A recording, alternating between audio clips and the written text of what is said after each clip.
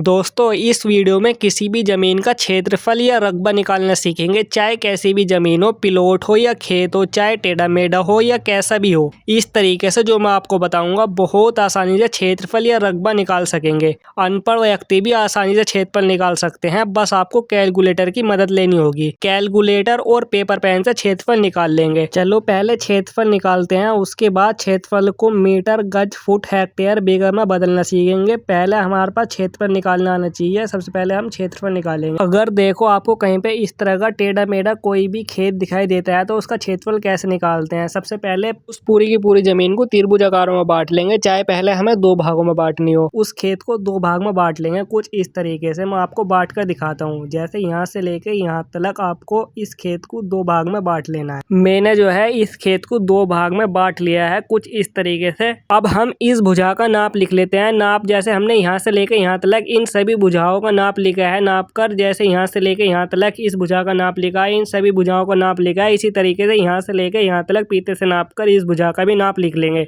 मैंने जो है इस भुजा का नाप लिख लिया है। आप भी इसी तरीके से अपनी सारी भुजाओं को पीते की मदद से अच्छे से नाप कर इसी तरीके से लिख लेना है। हमें जो है अपनी जमीन को बस त्रिभुज आकार में बांट लेनी आनी चाहिए, क्योंकि त्रिभुज आकार में जो क्षेत्रफल निकलता है वो बिल्कुल सही निकलता है, ना कम निकलता है ना ज्यादा निकलता है। इस तरीके से आप अपने खेत को बस त्रिभुज आकार में बांटकर इन भुजाओं को भी उसी तरीके से नाप लिख लेना है। जैसे देखो हमारी जो जमीन है वो चार अलग अलग त्रिभुज आकार के भाग में बंट चुकी है। अब हमें इन चारों के चारों भागों का अलग अलग क्षेत्रफल निकालना है, वो निकालते हैं। चलो देखो हमारे जो पहले भाग की तीनों भुजाएं हैं 62, 80, 60, इन तीनों भुजाओं को प्लस का निशान लिखकर यहाँ पर लिख लेते हैं। और इन्हें लिखने के बाद तीनों भुजाओं को आपस में जोड़ देते हैं कुछ इस तरीके से। हमारा तीनों संख्याओं को जोड़ के जो टोटल आया है, इस टोटल को 2 से भाग कर देंगे। जैसे 2 से भाग करेंगे तो हमारा 101 भागफल आ गया है। अब इस 101 में से तीनों संख्याओं को बारी बारी से घटाना है। मैं आपको घटा कर दिखाता हूँ। जैसे 101 में से 80 घटाएंगे 21 आएगा, 101 में से 62 घटाएंगे तो हमारा 39 आएगा, और 101 में 60 घटाएंगे तो 41 आएगा। 101 में से मैंने बारी बारी से तीनों संख्याओं को घटा लिया है। घटाने के बाद अब हमें इन तीनों संख्याओं की 101 में गुणा कर देनी है। जैसे 101 गुणा 21 गुणा 39 गुणा 41, इनकी टोटल तीनों की गुणा कर देनी है। कैलकुलेटर की मदद से इन चारों संख्याओं की आपस में गुणा कर लेनी है। गुणा करके जो हमारी संख्या आई है वो है 33,91,479। ये हमारा गुणनफल है। ये जो हमारा गुणनफल है इसका वर्गमूल निकालना ही हमारा क्षेत्रफल होगा। वर्गमूल निकालना बहुत आसान है। कैलकुलेटर की मदद से मैं आपको बताता हूँ कैसे निकालेंगे।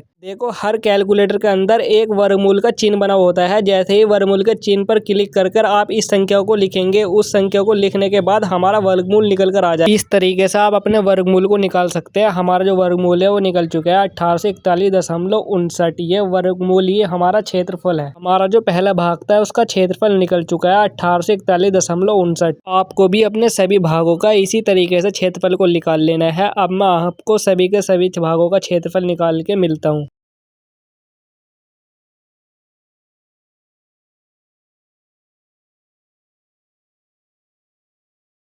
हमारा चारों भागों का क्षेत्रफल निकल चुका है स्क्वायर फुट में। आप इसे स्क्वायर गज या स्क्वायर मीटर में भी निकाल सकते हैं। प्रोसेस बिल्कुल यही रहेगा, बस आपको स्क्वायर फुट की जगह स्क्वायर मीटर या स्क्वायर गज में नापनी होगी सभी भुजाओं को। अब हमारा जो चारों भागों का क्षेत्रफल निकल कर आया है, इन सभी को आपस में एक साथ जोड़ देना होगा। यहाँ पर हमने अपने सभी भागों की संख्याओं के क्षेत्रफल को लिख लिया है बारी बारी से। आप भी इस तरीके से लिखकर सभी संख्याओं को कैलकुलेटर की मदद से जोड़ सकते हैं। हमारा टोटल आया 5086.52 वर्ग फुट। अगर आप कभी भी फुटों के क्षेत्रफल को हेक्टेयर के क्षेत्रफल में चेंज करना चाहते हैं तो आपको 1,76,039 से भाग कर देना है, क्योंकि एक हेक्टेयर में 1,76,039 स्क्वायर फुट होता है। जैसे हमने 5086.52 स्क्वायर फुट को 1,76,039 से भाग किया तो हमारा 0.0472 हेक्टेयर निकल के आ गया। और अगर कभी हेक्टेयर के क्षेत्रफल को फुटों के क्षेत्रफल में चेंज करना पड़े तो हेक्टेयर के क्षेत्रफल को 1,76,039 से गुणा कर देंगे।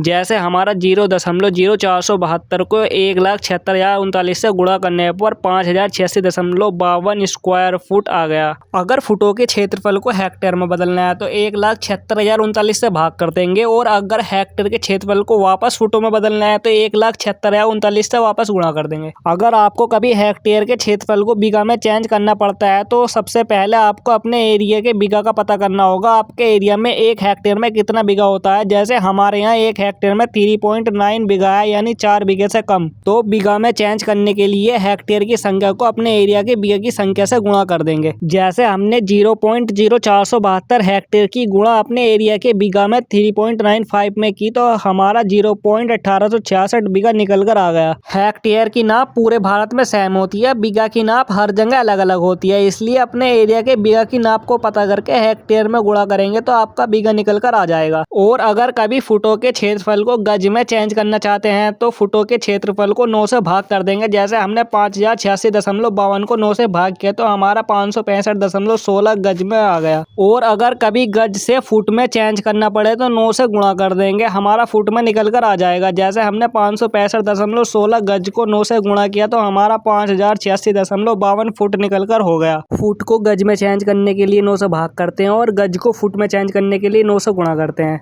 और अगर फुटों के क्षेत्रफल को मीटर में चेंज करना चाहते हो तो 10.76 से भाग करेंगे। जैसे 5086.52 फुट को 10.76 से भाग करने पर 472.72 मीटर में निकल कर आ गया। और अगर यदि मीटर को फुट में चेंज करना चाहते हैं तो 10.76 से गुणा कर देंगे। जैसे 472.72 मीटर को 10.76 से गुणा करने पर हमारा फुट निकल कर आ गया 5086.52 वर्ग फुट। और अगर हेक्टेयर को गज में चेंज करना चाहते हैं तो 11,960 से हेक्टेयर में गुणा कर देंगे, क्योंकि 1 हेक्टेयर में 11,960 गज होता है। जैसे हमने 0.04725 हेक्टेयर को 11,960 से गुणा की तो हमारा गज में निकल कर आ गया 565.16 वर्ग गज। और अगर हेक्टेयर को मीटर में चेंज करना चाहते हैं तो 10,000 से गुणा कर देंगे। जैसे हमने 0.04725 हेक्टेयर को 10,000 से गुणा किया तो हमारा मीटर में निकल कर आ गया 472.72 मीटर।